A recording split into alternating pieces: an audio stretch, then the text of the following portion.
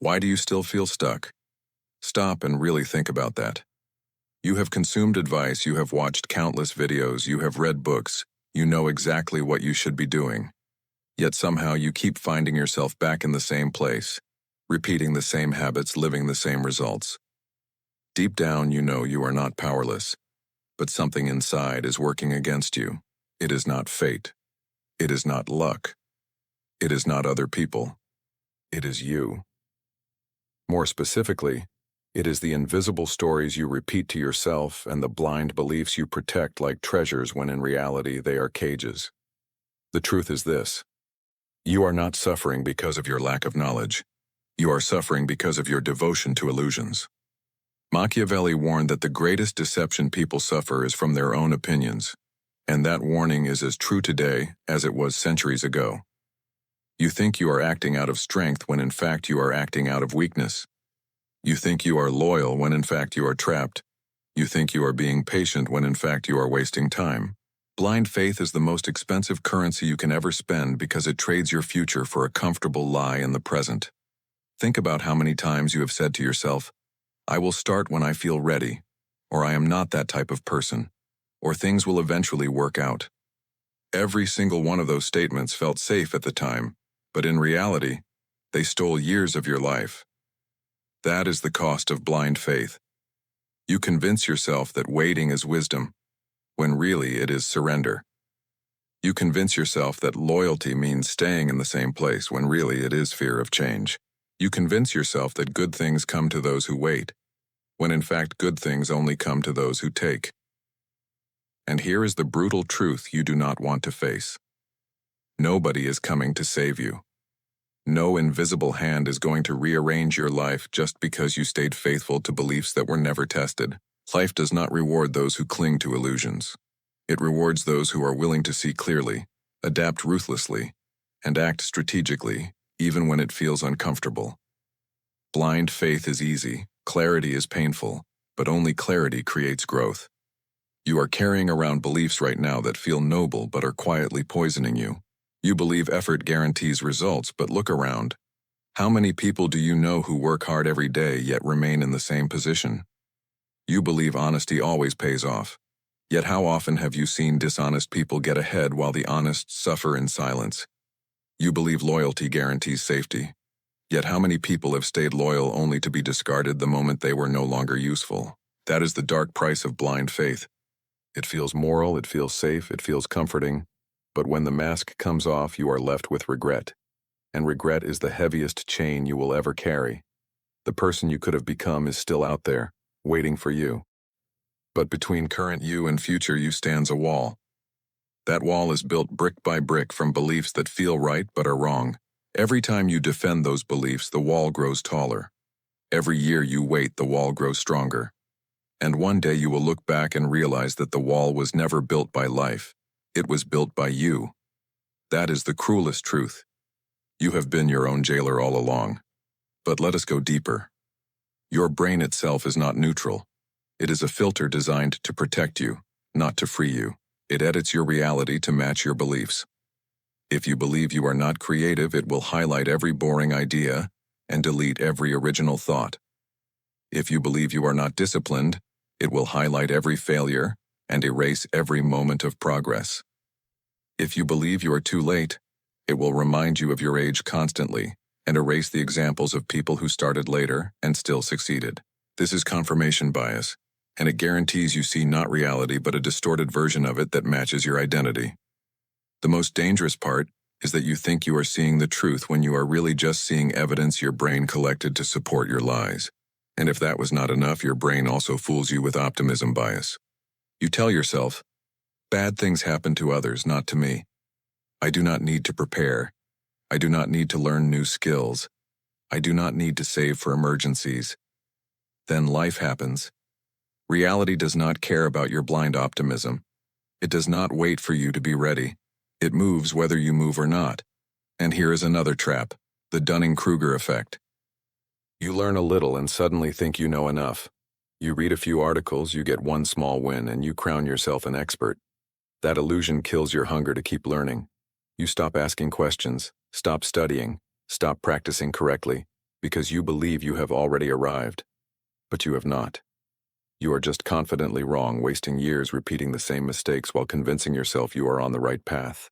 This is the silent death of growth, and most people never escape it. And even when reality proves you wrong, belief perseverance keeps you stuck. You twist facts, you find excuses, you cling to rare exceptions, all to avoid admitting you were wrong. Why? Because being wrong feels like losing. But here is the truth. Refusing to admit you are wrong makes you lose for real. It keeps you chained to illusions that steal your years. Your brain is not your enemy. It is trying to protect you from discomfort. But what protects you from discomfort also prevents you from growth. And that protection comes with the highest possible cost: your potential. Blind faith in your current beliefs guarantees you will never meet the person you could have become. You will never build the life that was possible for you. You will keep repeating the same patterns, clinging to the same excuses, defending the same walls, until one day you realize you have run out of time. That is the price of blind faith. Not a momentary failure, not a temporary setback, but a lifetime wasted. And that, right there, is why you feel stuck. Now let us face the second half of the truth, because knowing why you are stuck is not enough. If you stop at awareness, nothing changes. Awareness without action is just another illusion, another form of blind faith. You tell yourself, "At least I know what the problem is," but that knowledge means nothing if it does not change your behavior. People love to collect insights like trophies. They love to feel enlightened, like they see what others do not. But here is the Machiavellian truth. Power does not belong to those who see. It belongs to those who act. Vision without execution is hallucination, and most people are trapped in permanent hallucination. They think more reading will fix them, more motivation will fix them, more waiting will fix them. No, only ruthless action breaks the cycle. But ruthless action requires letting go of blind faith. You cannot build a new life on top of the same weak foundations. You cannot mix truth with illusions and expect strength. You must be willing to kill your old self, to betray the identity that kept you safe but small. That is the part nobody wants to hear, because it feels cruel. But cruelty to illusions is mercy to your future. Every moment you defend your current identity, you sacrifice the identity you could grow into. If you believe you are a victim, you will always create evidence of oppression. If you believe you are unlucky, you will always find proof of misfortune. If you believe you are not good enough, you will always sabotage your own progress to match that belief. Your identity is not a reflection of truth. It is a prison built by repetition. Every time you repeat a thought, you carve it deeper into your brain, until eventually it feels like reality itself. But here is the catch. If repetition created the prison, repetition can also break it. The same brain that built illusions can be trained to destroy them. You can feed it new evidence, new habits, new identities. But you must be strategic. You cannot just hope it will happen. You must outsmart yourself. That means deliberately questioning everything you believe. That means asking, who gave me this belief, and who benefits from me keeping it? If a belief serves nobody but your fear, it must die. If a belief gives you comfort but no power, it must die. If a belief makes you feel moral but keeps you weak, it must die. Do not mistake comfort for truth. Do not mistake tradition for wisdom. Do not mistake loyalty for strength. Ask yourself this: would I rather be comfortable today or powerful tomorrow? Because you cannot have both. Comfort belongs to the weak. Power belongs to those who trade comfort for clarity. This is the first real strategy. Build a new identity by questioning the old one until it collapses. But that is not enough. Once you kill illusions, you must replace them with discipline, because empty space will always get filled. If you do not replace old lies with new practices, your brain will crawl back to the same lies. Discipline is not about motivation, it is about structure. You must design your days so that failure becomes harder than success. That means cutting away distractions, cutting away people who reinforce your illusions, cutting away the routines that keep you in cycles. If you truly want freedom, you must be ruthless with what you cut. Mercy to weakness is cruelty to strength. And this is where most people fail. They cut halfway. They keep one foot in illusions and one foot in change. They want the rewards of growth without the pain of loss. But Machiavelli knew the truth. Half measures destroy you. If you strike your enemy, strike in such a way that he cannot get up again. The same is true for your illusions. If you cut them halfway, they will return stronger. You must kill them completely with no path of return. That means destroying excuses. That means burning safety nets. That means eliminating every possible way back to the old self. Yes, it will feel terrifying, but terror is the price of transformation. You cannot evolve and stay safe at the same time. And let us be clear, even once you act, the war never ends. Blind faith does not die in a single battle. It will whisper to you again tomorrow, again next week, again next year. You will feel the urge to wait, to hope, to trust without evidence. And every time you feel that urge, you must cut it down again. This is not a one-time victory. It is a lifelong war.